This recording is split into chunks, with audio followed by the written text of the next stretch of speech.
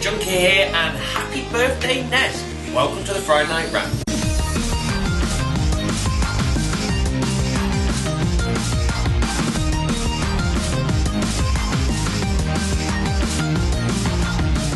So yes, it was the 27th birthday of the Nintendo Entertainment System as of yesterday.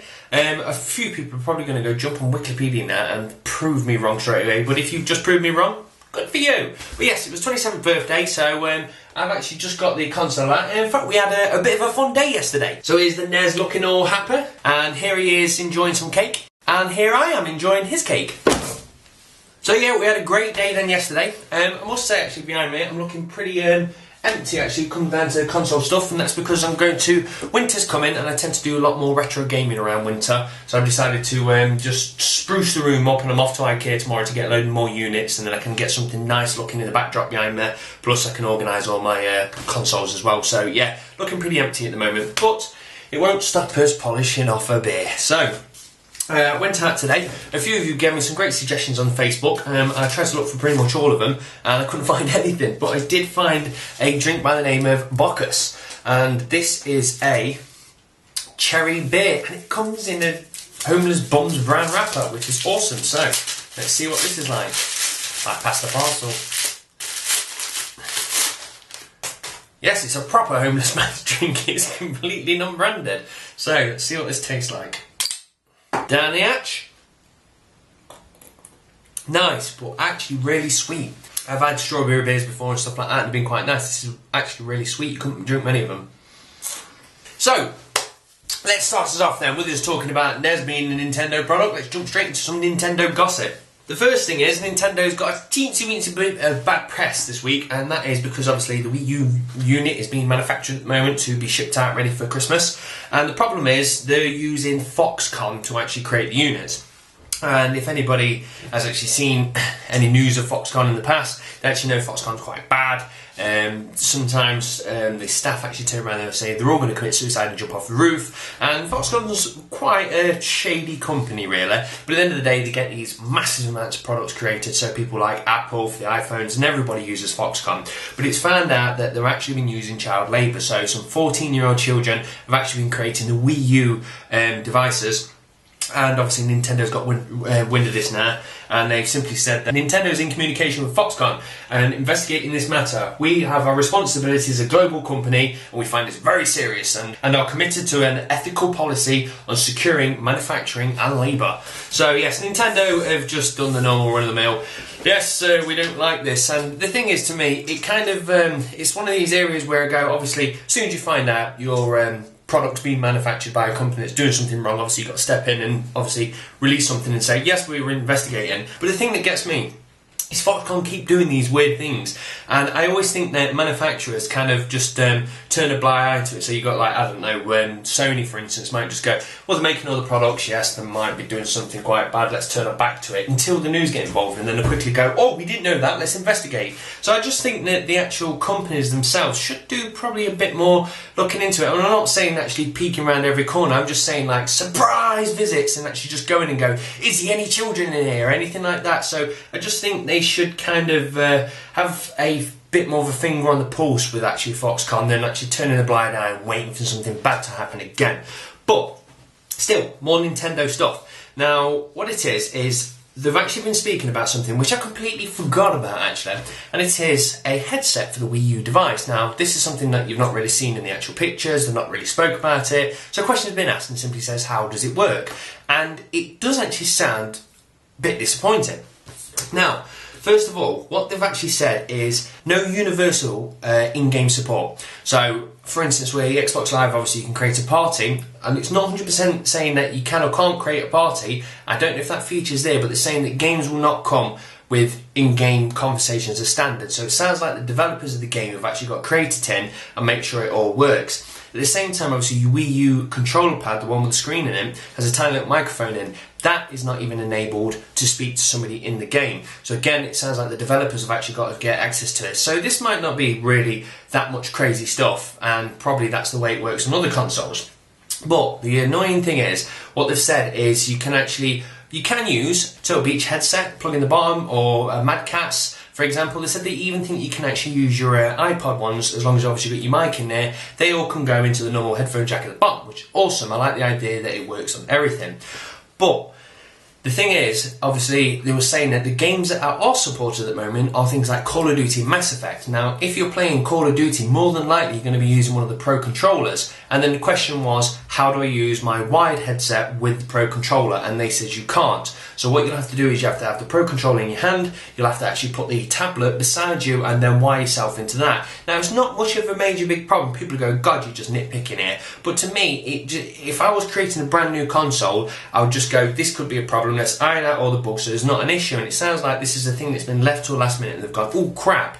Because they've said on top of it, obviously lots of people like to use wireless devices, wireless tablet, and at the same time you probably want to have a wireless headset. But the thing is, the signal that's being sent out from the WiiU to the actual WiiU tablet is using so much of the actual Bluetooth signal to actually send out this crystal quality image. If they actually tied in a wireless headset to it, it would actually compromise how much is being sent out, and it says they're not quite sure if they can actually do it. So this is a console that's going to be hitting the shelves quite soon, and still yet they themselves are going, we don't know if we can get away with it. So like I said, it could be nitpicking, but the point is, this is next generation console, so it should be bringing the stuff brand new, completely different to what the current gen is. And it sounds like they're just trying to scrape away now and just saying, yeah, it kind of does what things do at the moment. So yeah, like I said, could be nitpicking, but a lot of you might say, in fact, I'm not even going to use a headset, and if that's the case, then absolutely awesome for you, it's not a problem. But still, I think it's a bit of an issue. So going from Nintendo straight to PlayStation 3, and PlayStation 3 has had a nice new dashboard update.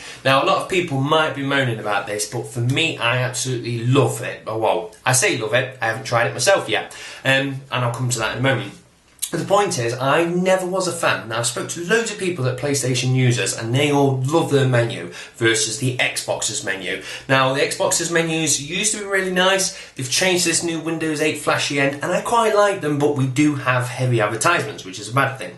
But it feels like the PlayStation's catching up to the actual design of the actual 360 and without all the advertisers pushing in your face, and I do actually like it. I think it's very nice, very sleek, and the search seems to be improved, and I like everything about it. But we should have got it, I think it was yesterday or the day before, and it's been yanked away from us in the UK just because there's been a few teething problems, but everywhere else in Europe has had it released. So I've got a feeling if we went to actually buy something, it probably just said euros instead of dollars, and I actually meant pounds. So God, yeah, kicking in already. But yeah, teething problem already, but it does look a very nice update. So going to the third person, and then Microsoft, who apparently is behind me, they're also doing a dashboard update. Hooray!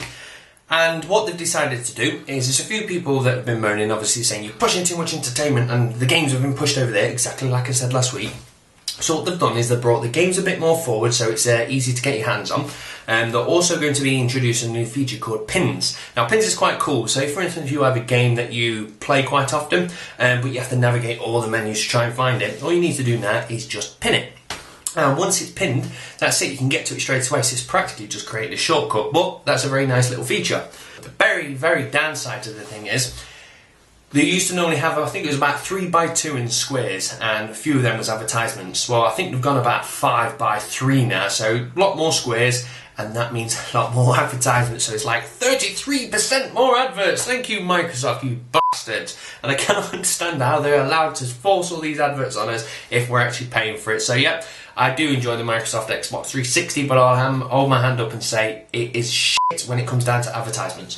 There's something else that's come out as well about the new dashboard update. What's going to happen is they're going to be retiring Facebook and Twitter apps. Now, a lot of people are saying, well, that's not really a problem, because the good thing that we're actually going to get, we're going to catch up with everybody else, because Nintendo's had it for ages, Sony's had it for ages, is a bloody browser. Sadly, it's Internet Explorer, which is the evilest, scummiest, dirtiest thing known to man, and if you want to argue with me about that, just don't, because I'll be going on about it for ages. But yeah, I hate Internet Explorer. As a web designer, it makes my life 10 times harder.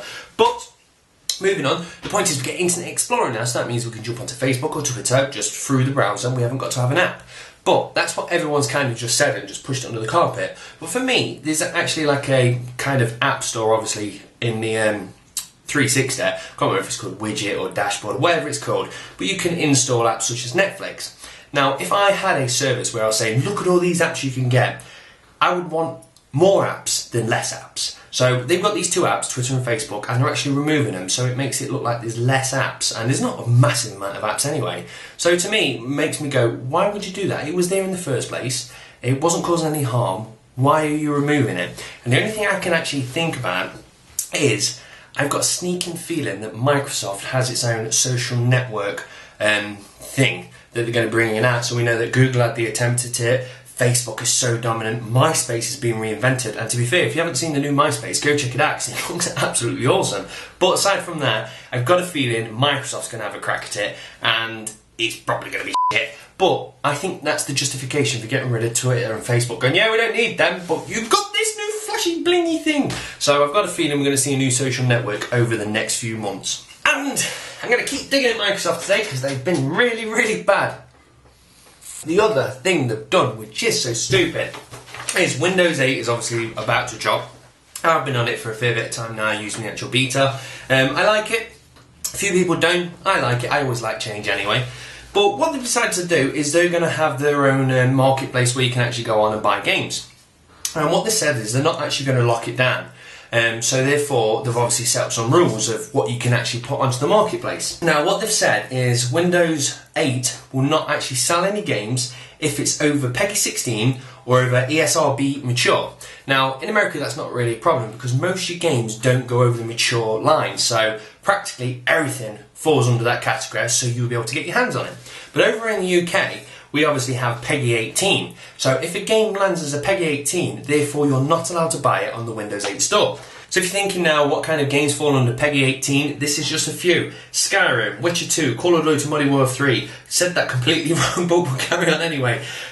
Max Payne 3, Walking Dead, Sleeping Dogs, Dishonored, Mass Effect 2, Mass Effect 3, got my numbers wrong in my hand, LA Noire, Spec Ops The Line, Fallout New Vegas, Deus Ex, and Assassin's Creed Revelations. So that is practically the big boys, and the kind of says no, we're not supporting the big boys, which is just mad. But it means you can still play it. You can obviously get it through Steam, you can get it in physical copy, or buy it direct from the actual vendor themselves through Origin or whatever it be. So you can still get your hands on it. But the point is, Microsoft's kind of just really done something stupid and gone, we could make money off all these games, but no, we won't.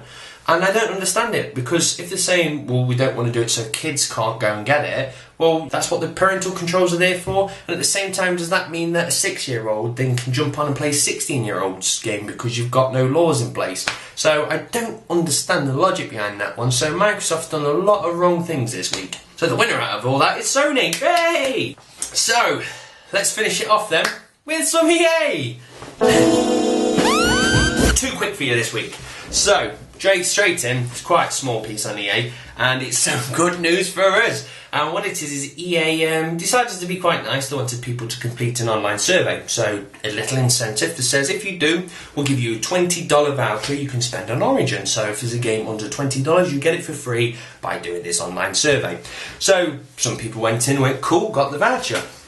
But EA don't understand how vouchers work, and I think we do, where we will use a voucher and then that number's redeemed, and then if we give it to our friends it'll go, no, this voucher's already been redeemed. Well, EA don't understand that, so somebody redeemed it and went, here you go mate, you try that, and then they redeemed it and they went, we're onto a winner now. So they chucked it on Reddit and everybody went in there and just downloaded all the games. So next minute loads of people all just jumped on Origin and started downloading anything underneath 20 quid, and it said they've actually lost thousands and thousands of dollars through this, which is sad. It's not millions and millions and millions, but obviously as soon as they got onto it they stopped it and that's it, no one can use the vouchers anymore. But it's quite good that EA lost money, because to be fair, I hate them. So, before I shoot, I'm going to just suck the rest of this, but I've got a nice little puff piece to make us smile. With all of the Twitch or Justin TV as it used to be known, and it's just there for gamers that like to stream online. So, most of the time you have a live feed of someone's desktop, sometimes you get a live feed of them at the same time, and you just pop in and see what they're doing and what they're talking about.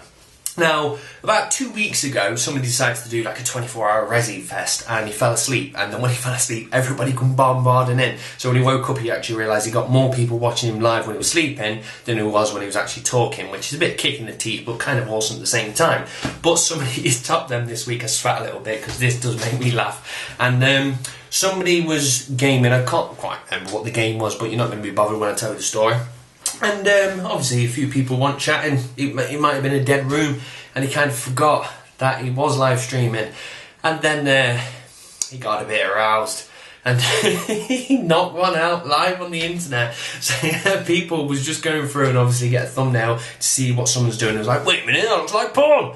So they clicked on it and they see a guy with his headset on bashing away, and he was completely unaware. And yeah, as soon as Twitch found out about it, they shut his account down and said, you're not allowed to do this. And he obviously sent an email and went, it really was an accident. I didn't mean to play with my penis on live webcam. So his channel has been reinstated, which is awesome. He's probably got a lot more subs from it. But yeah, that's just a note to anybody that does live stream. Just remember, if you ever do want to bash one out, just make sure there's not a red flashing light looking at you.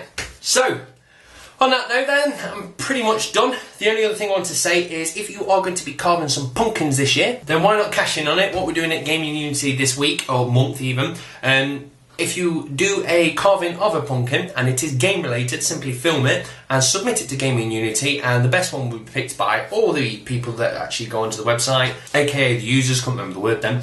And yes, the person that wins the most will get $15 in either Steam, Nintendo, Microsoft or Sony vouchers. So you'll be able to buy yourself some games, which is equivalent to about £10 here. Not a massive prize, but still something fun to do. If you're going to do something, you might as well try and cash in and win some prizes with it. So I'm off to go and cut my pumpkins now. Joe's here and the niece is here, so we're just going to sit there and do a load tonight, so I'll probably chuck that video on tomorrow. And that is practically it. So with that, I'm going to leave you the question of the week, and because it's coming up to Halloween, I'm going to go on a Halloween theme, and that is, are you going to play a scary game on Halloween? And if so, what is it? Because I'm just curious what scary games you're going to be playing, because I've started playing a few more scary games and I fancy doing a bit more. I tend to do most of my scary game playing on a PC, don't know why. But yeah, are you going to be playing a scary game over Halloween? And if so, what is your scary game of choice? So, thank you very much for watching, guys. Hope you have a great evening and enjoy your weekend. And I shall be doing a bit of DIY, and if it all goes wrong, it'll probably end up on video anyway. So, thanks for watching, guys. Cheers. Bye. And if anybody wants to know, that headbutt actually took some skin off my head. Awesome!